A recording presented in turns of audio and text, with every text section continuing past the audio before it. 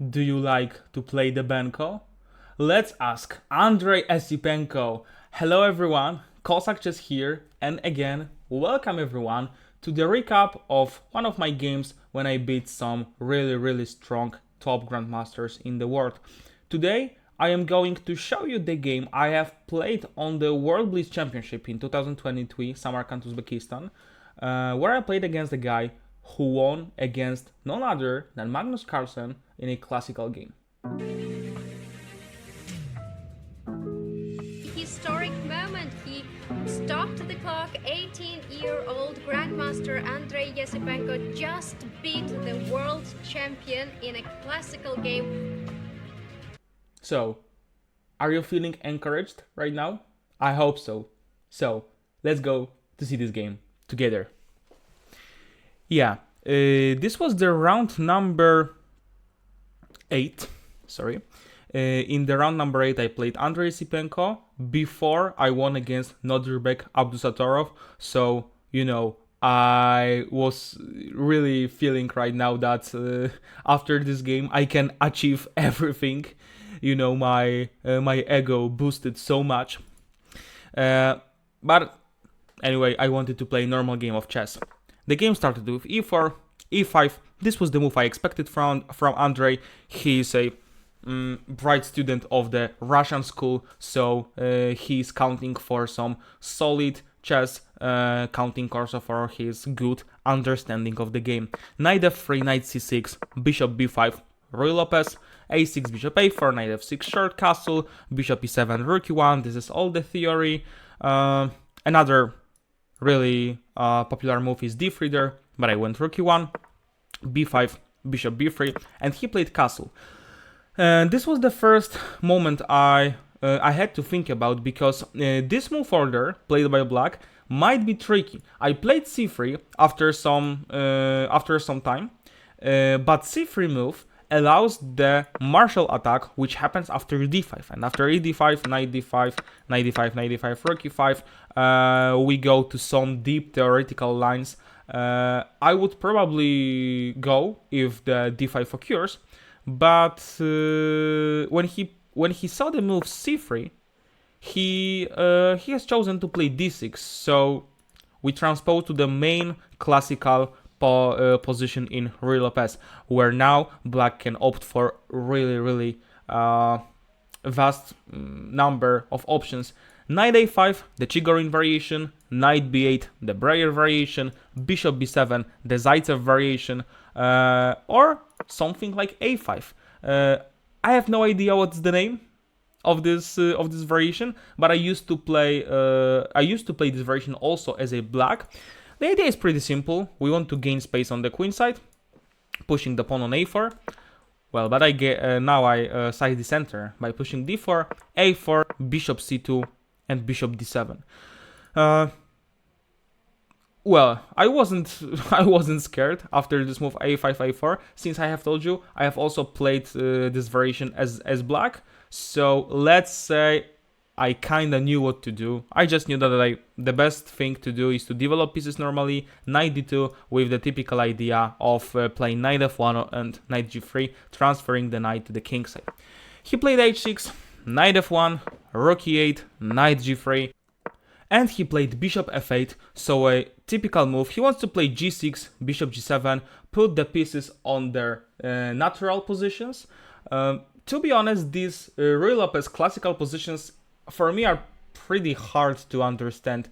Let's have a look. There's a move number 14. There was no exchanges during all moves, and each side doesn't have weaknesses at all. So it's not easy to continue the game. That's why we need to play calmly, slowly, don't hurry with anything, just to slightly improve our position. And that's why I played this calm move bishop d3, targeting the weak pawn on b5, which is undefended right now. So he plays queen b8 and he defends it, and I played bishop e3, normal development. In the future, I would try to somehow transfer this knight, maybe a little bit closer to the king. If I move the knight on f3, I will get a possibility to play the move f4. So this position is really flexible, and I have many various possible ways to continue the game as white. He plays queen b7. I decided to play rook c1, hoping that maybe if he wants to put off the pressure from the center, the c file would open and I would already have a ready rook to target some possible weaknesses on the c file. He played knight a5, and this was the first. It is the first moment I had to stop and think a little bit, because first I need to ask myself a question: what is this knight a5 move all about? What is his intention? What does he want to do? Obviously, he wants to play two things. First, the move c5, and the second one, knight c4. We should know that this bishop, this we say the Spanish bishop, the Italian bishop, in general this light squared bishop, this is the most useful light piece, or maybe even the most useful piece in the whole structure. We can't give up this bishop, okay? This is really important to understand. We can't give it. We can't give it up, because if we give it up, we lose all the potential attack we can create on the king, and also we lose the bishop, which can attack the, let's say, a little bit weakened pawn structure of opponent. So the most natural move should be b3. It covers the c4 square. It doesn't allow black to go there. I have no idea why I didn't play this move. I can't really explain. It is pretty normal. Instead, I played knight h2. Let's have a look at the clock. I spent 50 seconds by playing knight h2. And obviously he played knight c4. Guys, I don't know. I played b3, ab3, ab3, knight d3, rook f3. What the heck does the h2 knight is doing there? Can somebody explain? Because I can't. I promise I can't. The knight h2 ideas in general are played with the intention of pushing f4. But if you want to push an f4, you have to have at least one piece which covers the f4 square. If you give up the dark square bishop, sorry, but f4 is impossible. So this knight h2 idea was so stupid. Don't play like this. You under your knight, you put it in the passive position, and you can't even realize your plan. E takes d4, c takes d4, and c5. So Andrey strikes in the center, and he tries to open the position having the bishop pair, which is a pretty normal behavior. D takes c5, d takes c5, and e5. I felt that I need to push him a little bit, because if I would stay and do nothing, he will just play bishop d6, maybe bishop f4. If not bishop f4, then bishop e5. He will maybe prepare c4, put the rooks on the central files, etc, etc. If I have knights standing like this, I have to play a little bit more active. So e5 for me, it was the only sensible try there. Knight d5, he attacks my rooks, so I gently escape with it, and rook a d8. So he plays really normal, good-looking chess, developing the last pieces, put the rook on the central file, bishop e4. I'm pinning the knight, and I just tried to take it. He played bishop c6. A little bit more accurate move was bishop e6, because this bishop also has an eye for some squares on the queen side. We will see soon that maybe this was the crucial difference, because now after knight g4, he can just chop off this knight, right? He can just chop off this knight, and this knight would no longer take part into the attack. He played bishop c6. I played queen f3 because, oh sorry, maybe I will play from this. Queen f3. Now the queen goes off the potential x-ray on the d file. The queen and bishop are doing pretty good job on this white diagonal, and queen also joined the king side. So you know what it means. He plays knight b4. He maybe was scared a little bit of the potential power of the bishop, because maybe even queen f5, queen h7. I don't know, but maybe. Rook e5 was the best move there, but it's so hard to to decide to go for this move, because of course I prepared bishop h7 move, king h7, and rook e5. But when I analyzed this game, the engine said that after the move like knight b4, black has great compensation. This queen and bishop attacks the queen. It's hard to draw the diagonal. They attack the g2 pawn, and after, if I move the queen with the check, he plays g6. Queen escapes somewhere. I don't know, to b1. There's even knight d3 fork. Yeah, so the rook on e5 is really on the unfortunate square. So rook e5 was the best. But in blitz, it is not easy. I would even say it's really hard to decide to go for such an option. So he played so he played the move knight b4, targeting the bishop. I played knight g4, putting another piece closer to the king. Some knight h6 ideas, some knight f6 ideas, who knows, who knows. He plays king h8, so it shows that maybe he is afraid of something, but he plays a really safe prophylaxis move. He can't now get a check by the knight, so king h8 is really understandable. Rook c d1. I am proud of this move because rook on c1 does nothing. Now I put it on the central on the open file, and I want to, I don't know, maybe count for some tactics. We'll see, because he plays the move c4, and and you can see the bar is exploding. But why? Why the bar is exploding? I took the pawn on c4, which is a mistake, because I could go for a combination. We both missed. He retake with the pawn on c4, and the same combination happens. Let's have a look. I have all pieces on the correct place right now. I played a little bit passive in the opening, but then when I moved my pieces to the correct places, he played a little bit unconsciously. Now I can create something. Let's have a look. I have 4 pieces, even 5 if we count the rook on e1 on the king side, and he has only 1 bishop as a defender. Okay, we can count also the rook as the piece which is on the king side, but I don't think we can count it as a defender. So if I remove some potential defenders, we know the defenders are these pawns. Maybe we can give some check and get some material. Well, it was not that hard. The correct idea is to chop the rook. Rook takes d8. Rook takes d8. Excuse me. Now the rook on d8 is unprotected, and we can exploit it. Knight takes h6.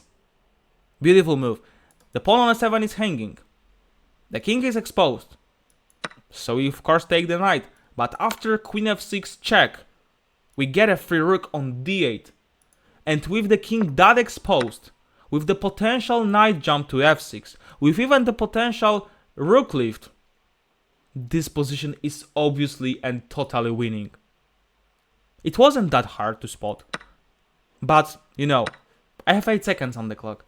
I just wanted to bluff a little bit, play something he may not expect that much, and I played the horrible move knight f6. Horrible move.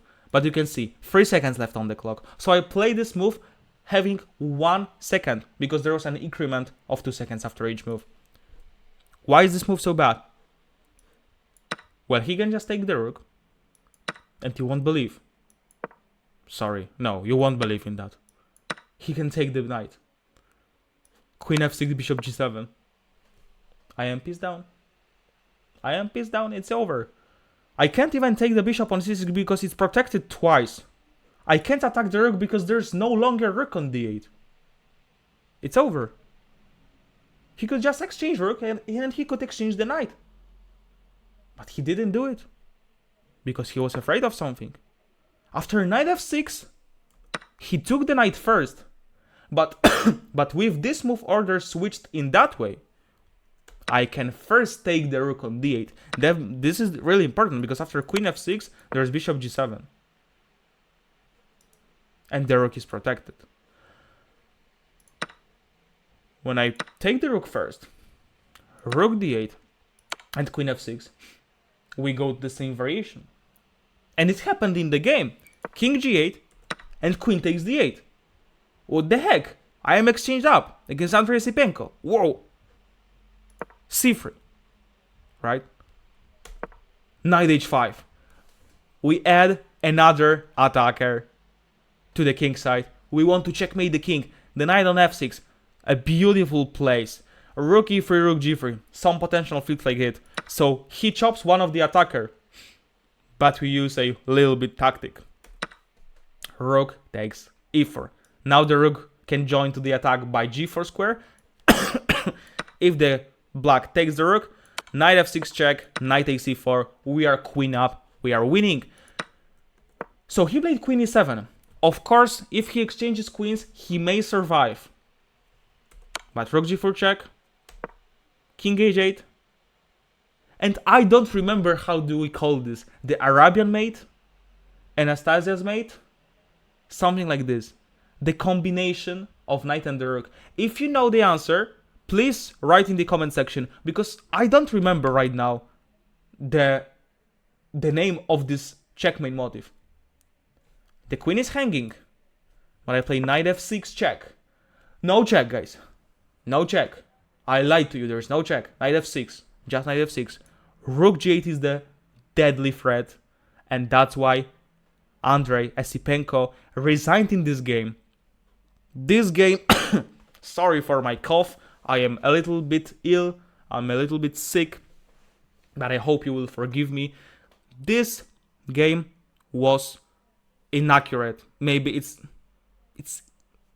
doesn't even describe the game in the how to say it. This game was bad. We need to say it, we need to emphasize it. This game was bad, inaccurate, with a lot of blunders. But this is in general what you can expect from the Blitz games. But anyway, what does it show to you? It shows to you that even if you play against the Grandmaster 2700 plus in the classical chess, even if you play somebody who is just stronger than you, look at this. It means that you can beat them. You can beat these guys, even making blunders, even playing bad moves, even blundering at pieces. You can do it. It is not just about, oh, you need to believe in yourself and you will win. Probably not. Only belief isn't enough. But the thing is to create simple threats, to create some unpleasant stuff. You know, to put the pieces in a harmony attack, to put all of them on the king side, to put all of them on the side where the opponent's king is located. If you put all these elements in one place, you will probably create something that will maybe work or not. Because knight f6 there is a blunder. Yeah, he could just chop the rook on d1 first, then take the knight, and he is piece up. So also there is one, but really important element. If you want to achieve something, if you want to success, you just need pure luck. You just need luck. And it's not a luck in a negative sense of this word. This is some sort of a luck you are fighting for. If you are following the rules, if you are creating threats, if you don't show him that you're afraid of him, the luck will come to you. But you just need to create the conditions for the luck to come to you. Okay? So guys, with this beautiful sentence, I leave you. I love you also. And thank you very much for joining me in this recap.